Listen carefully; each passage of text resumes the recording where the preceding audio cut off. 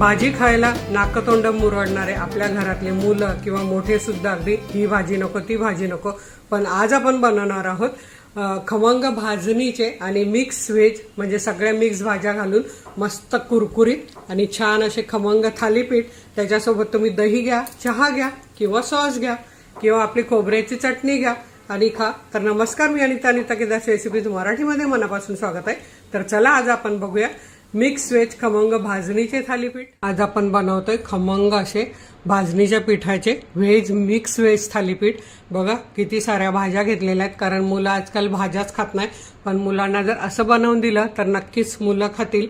तर त्यासाठी हे बघा मी इथे पालक घेतलेला आहे, पालक 1 वाटी भरून घेतलेला आहे, कांदा 1 वाटी भरून घेतलेला आहे, कोथिंबीर घेतली 1 वाटी भरून, इथे मी कोबी घेतली आहे बारीक चिरून घेतलेली आहे, म्हणजे या कटरमध्ये कट करून घेतलेली आहे हे बघा।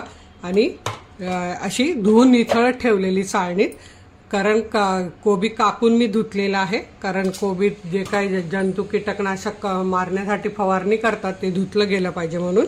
गाजर घेतलेला आहे, इथे मी 4 हिरव्या मिरच्या घेतलेल्या आहेत, 1 कप वाटाणा आणि 7-8 लसणाच्या पाकळ्या घेतलेल्या आहेत, हळद घेतली आहे, काश्मीरी बेडगी लाल मिरची पावडर, ओवा छोटा 1 चमचा घेतलेला आहे, 3 चमचे तीळ घेतलेले आहे आणि जिरं घेतलं आहे छोटा 1 चमचा।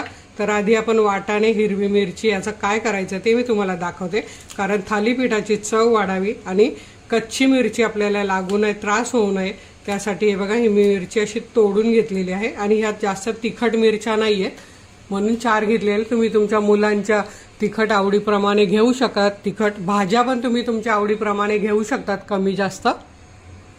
आता इथे मी अर्धा चमचा कढईत तेल टाकलेलं आहे, त्यात मी हा वाटाणा, हिरवी मिरची आणि लसूण घालून घेते आणि हे जिरं पण अर्धा चमचा घालून घेते। आणि मी भाजणीच्या पिठात धने जिरे घातलेले आहे म्हणून मी कमी घेतले आहेत। तुम्हाला जर जिरे पावडर तुम्ही जर भाजणीच्या पिठात घातलेली नसेल तर तुम्ही 1 चमचा मोठा जिरे घाला, म्हणजे 1 टेबलस्पून। आणि हे आपल्याला 2 ते 3 मिनटं छान असे परतून घ्यायचे आहे, यामुळे वाटाण्याची चव छान होते भाजल्यामुळे आणि हिरवी मिरची लसूण पण भाजलं जातं, त्यामुळे त्रास होत नाही आणि चव पण छान वाढते। आता इथे तुम्ही बघू शकतात लसूण, हिरवी मिरची, वाटाण्यावर असे थोडेसे सोनेरी रंगाचे डाग पडलेले आहेत। तर गॅस आपण बंद करून टाकूया आणि हे थंड करून घेऊया। आता इथे आपले मिरची, लसूण, वाटाणे थंड झालेले आहेत। आता हे मी ह्या कटरमध्ये घालते आणि बारीक करून घेते। भाजणी थालीपीठ भाजणीची रेसिपी आपल्या चॅनलवर आहे, थालीपीठ भाजणी बाय अनिता केदार, नक्की बघा, म्हणजे तुम्हाला एकच बनवलं तरी जेवण पूर्ण बनवायची गरज नाही। तर इथे तुम्ही बघू शकता आपले वाटाणे, हिरवी मिरची, लसूण बारीक झालेलं आहे। आता आपण या सगळ्या भाज्या घेऊया आणि यात आपण हे घालूया वाटाणे आणि हिरवी मिरची, लसूण। आणि तुमच्याकडे असं कटर नसेल तर तुम्ही मिक्सरमध्ये सुद्धा उबडधोबड वाटून घेऊ शकतात। आता आपण यात घालणार आहोत ओवा अर्धा चमचा आणि तो असा हातावर क्रश करून घालायचा आहे, हे बघा असं चुरडून घालायचं आहे। आता इथे आपल्याला घालायचे तीळ, 3 चमचे तीळ मी यात घालून घेते, थोडेसे ठेवते, ते पुढे काय करायचे ते मी दाखवते। ही मिरची पावडर, हळद आधी मी सगळं सांगितलेलं आहे त्यामुळे परत काय सांगत नाही। आणि इथे मी हे 3 कप भाजणीचं पीठ घेतलेलं आहे, घरीच मस्त जवळजवळ सगळं मिळून 5 किलो भाजणी मी दळून आणलेली आहे, कारण झटपट असं मुलांना पटकन द्यायला खूप बरं पडतं। आता यात आपण घालूया चवीप्रमाणे मीठ, आणि हे लहान मोठे सगळ्यांनाच थालीपीठ फार आवडतात। पटकन आपलं एकच थालीपीठ घेतलं तरी खूप पोट भरतं, पण एका थालीपीठावर कोणाचं भागत नाही, कारण हे एवढे टेस्टी लागतात। खूप चवदार आणि हेल्दी असे हे थालीपीठ आहे। तर हे बघा या भाज्यांप्रमाणे अजून आपल्याला यात 1 कप हे पीठ लागणार आहे आणि हे सगळं मिक्स करून घ्यायचं आहे। आणि आता आपल्याला यात पाणी घालून याचा गोळा बनवून घ्यायचा आहे। तर हे बघा असं थोडं थोडं पाणी घालायचं, कारण पालक, कोथिंबीर, कांद्याला पाणी सुटतं, कोबीला पण पाणी सुटतं, त्यामुळे असं थोडं थोडं पाणी घालून आपल्याला याचा गोळा बनवून घ्यायचा आहे। जास्त घट्ट पण आहे आणि जास्त पातळ पण आहे, असा याचा गोळा आपल्याला बनवून घ्यायचा आहे।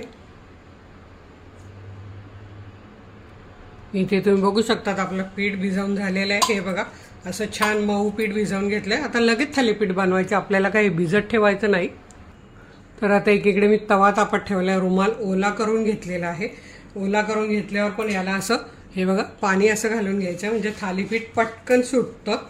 आणि आता आपल्याला मोठं छोटं जसे बनवायचे तसे थालीपीठ याचे बनवून घ्यायचे. पीठ बघा किती परफेक्ट झालेलं आहे. हे बघा आता हे असे थापून आपल्याला थालीपीठ असं थापून घ्यायचं आहे छानपैकी. तुम्ही तव्यावर पण थापू शकतात, पण हे सोपं पडतं.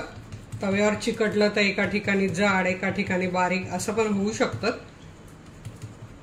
आणि आता यावर आपल्याला आपण जे हे तीळ थोडे ठेवलेत ते पण असे याच्यावर असे पसरवून थापून घ्यायचे, म्हणजे काय होतं थालीपीठ छान दिसतं.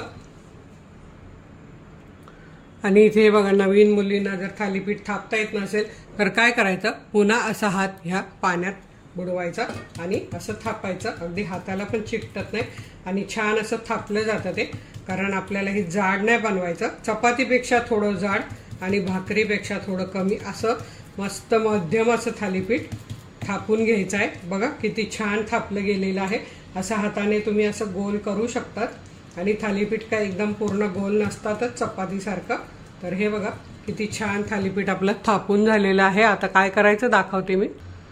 कोणी याला धपाटे म्हणतं, कोणी थालीपीठ, दोन्ही एकच आहे. आता आधी सर्वात आधी मध्यभागी असा होल पाडून घ्यायचा आहे, म्हणजे ते छान भाजलं जातं. आणि असे कडेने पण असे होल पाडून घ्यायचे आहेत, म्हणजे आपण तेल सोडल्यावर थालीपीठ छान भाजलं जातं. आता हे आपल्याला असं हातावर उचलून तव्यावर घालायचं आहे. आता इथे लोखंडाचा माझा तवा छान तापलेला आहे. लोखंडी तव्यावर याची चव आणखी छान येते. आता हे असं सगळीकडे आधी तेल लावून घ्यायचं. तर आपलं तव्यावरचं तेल पण गरम झाले. असं हातावर थालीपीठ घ्यायचं आणि असं तव्यावर घालून घ्यायचं आणि असा रुमाल काढून घ्यायचा. हे बघा जरा तरी चिकटला आहे का, किती छान झालेलं आहे. आता यावर काय करायचं, थोडंसं पुन्हा असं या होलांमध्ये आणि कडेला तेल सोडून घ्यायचं आहे. आणि मध्यम गॅसवर हे छान थालीपीठ 1-1 मिनिटं भाजून घ्यायचं आहे.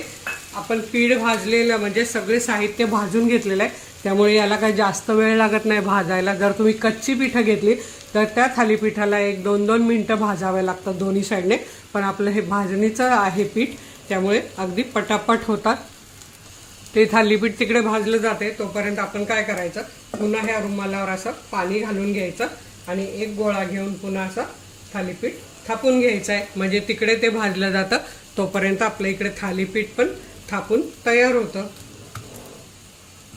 हाताला चिकटत असेल तर पुन्हा हात असा पाण्यात घ्यायचा आणि असं थापत जायचं आहे, पटपट थापलं जातं. आता इथे आपलं थालीपीठ एका साईडने सोनेरी रंग आला असेल, आपण बघूया आणि असं पलटी करून घेऊया. हे बघा किती छान सोनेरी रंग आलेला आहे. आता ह्याही साईडने आपण छान असं भाजून घेऊया. मस्त खरपूस भाजून घ्यायचं, गॅस मोठा नाही करायचा, मध्यम गॅसवर भाजून घ्यायचं.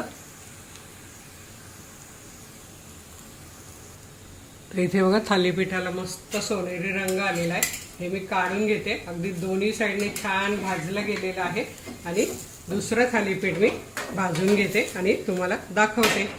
चवीला तर अप्रतिम लागतंय, मस्त सोनेरी रंग आलेला आहे.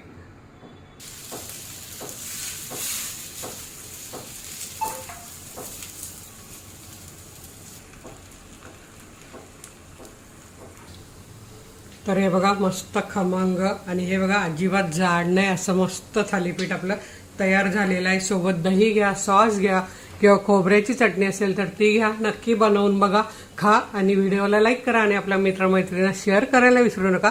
तर वेळात वेळ काढून व्हिडिओ बघितल्याबद्दल तुमच्या मनापासून धन्यवाद. अशाच माझ्या छान छान रेसिपी बघा, बनवा, खा आणि हेल्दी राहा. धन्यवाद.